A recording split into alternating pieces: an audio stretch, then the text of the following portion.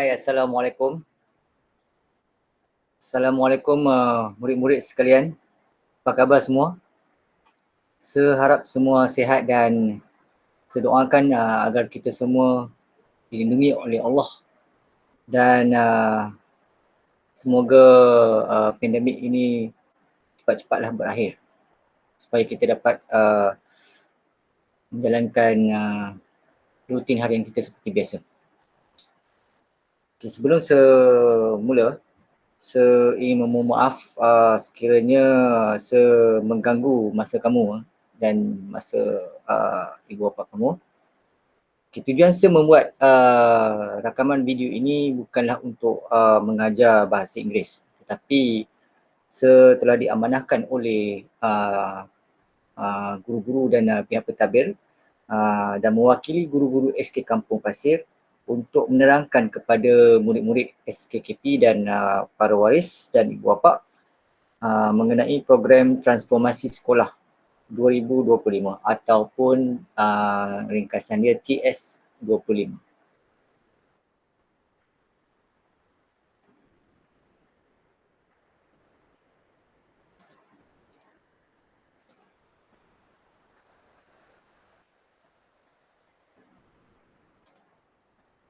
Okey, izinkan saya kongsikan paparan di komputer saya. Okay. Projek transformasi 25 ataupun TS25. Apakah TS25? Baik. Saya akan terangkan serba sedikit tentang apa itu TS25.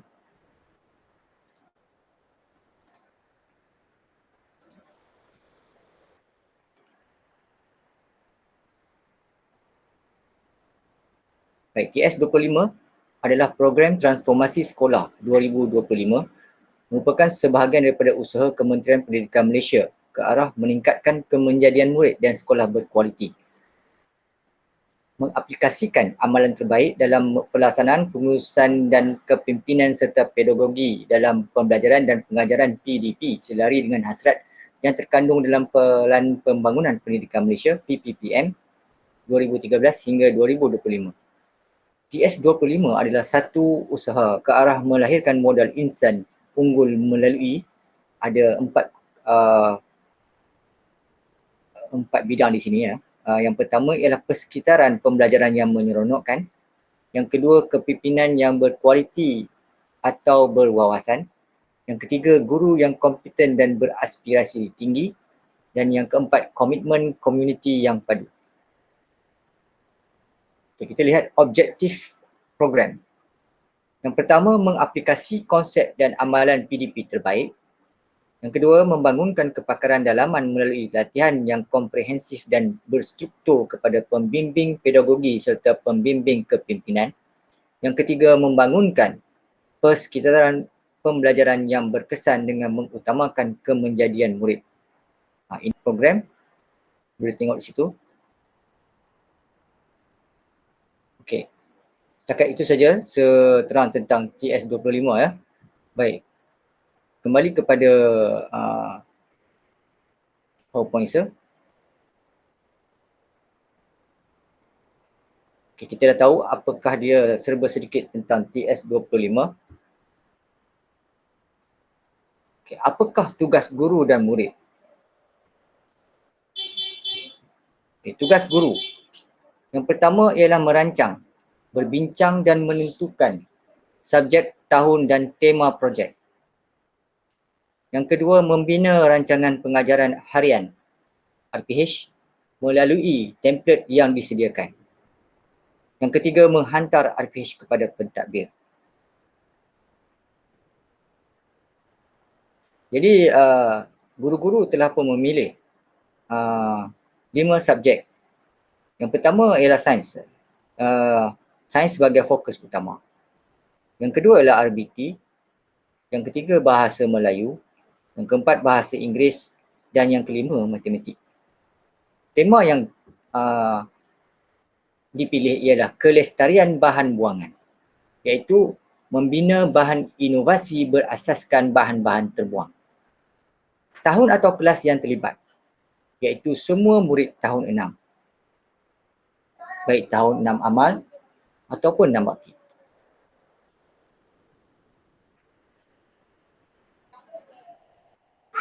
Tugas murid.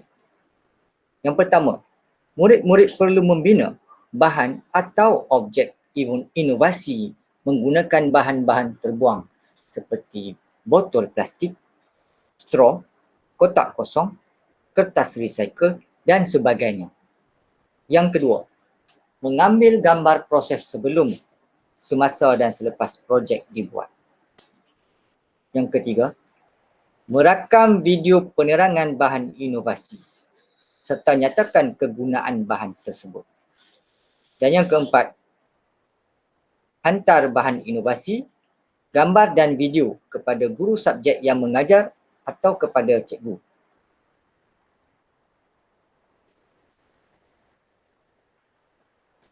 Contoh, kamu boleh lihat contoh-contoh seperti di bawah. Gambar yang pertama, subjek matematik. Bahan inovasi, alat mengira. Bahan yang digunakan, kotak kosong dan tali rapiah. Lihat gambar yang kedua.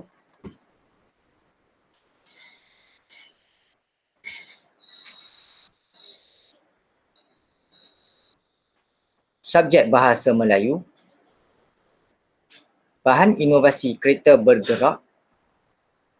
Bahan yang digunakan kotak kosong, tali rapiah, kertas warna dan warna. Gambar yang ketiga, subjek bahasa Inggeris. Bahan inovasi pop-up book. Bahan yang digunakan kertas manila atau kertas lukisan, kertas A4, gam, warna dan sebagainya. Seterusnya, subjek RBT. Bahan inovasi bingkai gambar. Bahan yang digunakan kotak kosong atau manila card, kertas warna dan warna. Seterusnya, gambar kelima, subjek bahasa Melayu, bahan inovasi pokok keluarga, bahan yang digunakan manila card, gam, kertas warna, gambar keluarga dan warna. Gambar yang keenam, subjek sains, bahan inovasi model rumah, bahan yang digunakan batang aiskrim, kadbod, warna, gam dan sebagainya. Seterusnya, gambar yang ketujuh, subjek matematik, bahan inovasi kalender bulat, bahan yang digunakan kadbod, kertas A4, stiker, warna dan sebagainya.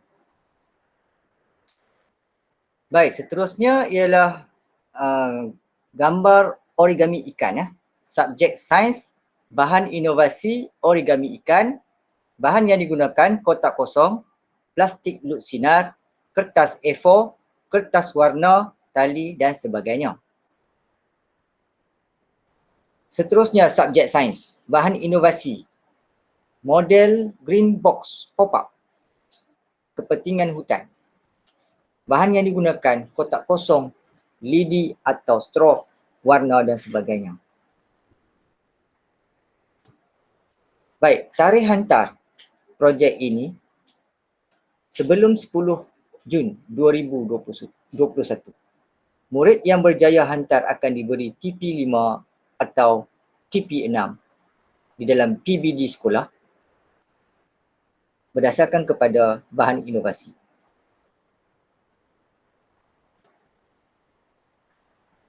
Sekian dari cikgu. Seterusnya cikgu akan tunjukkan contoh video yang kamu boleh upload sekiranya bahan inovasi kamu telah siap.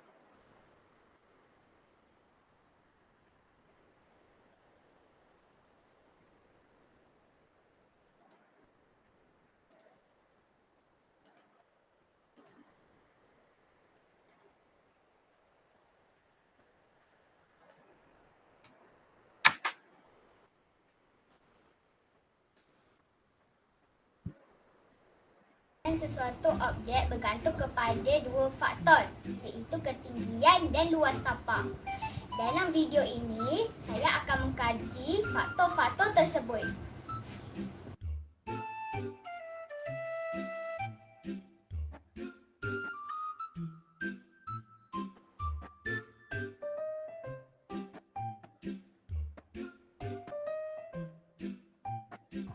Dalam Dalam uji kaji ini didapati gelas rendah lebih stabil berbanding dengan gelas tinggi.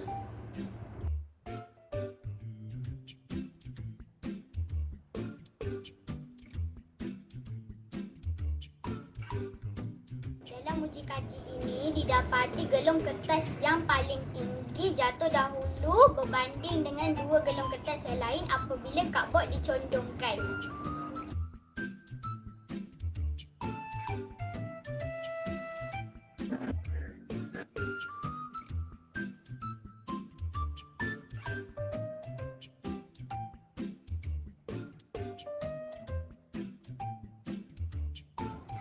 Dalam uji kaji ini didapati gabus yang luas permukaan tapaknya lebih stabil berbanding dengan gabus yang kecil permukaan tapaknya.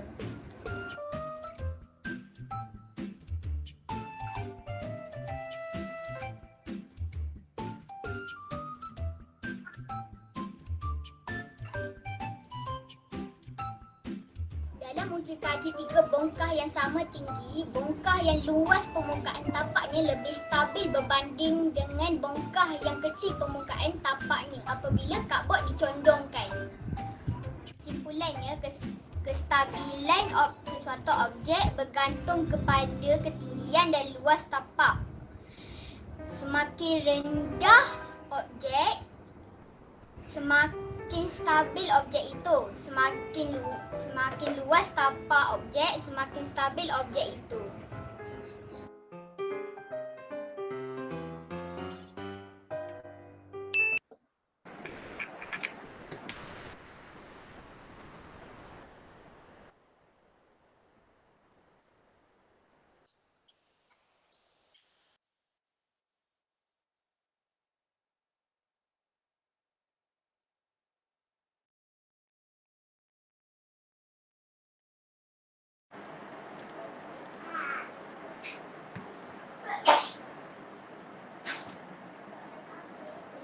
Baik. Video YouTube yang kamu baru saksikan tadi adalah video inovasi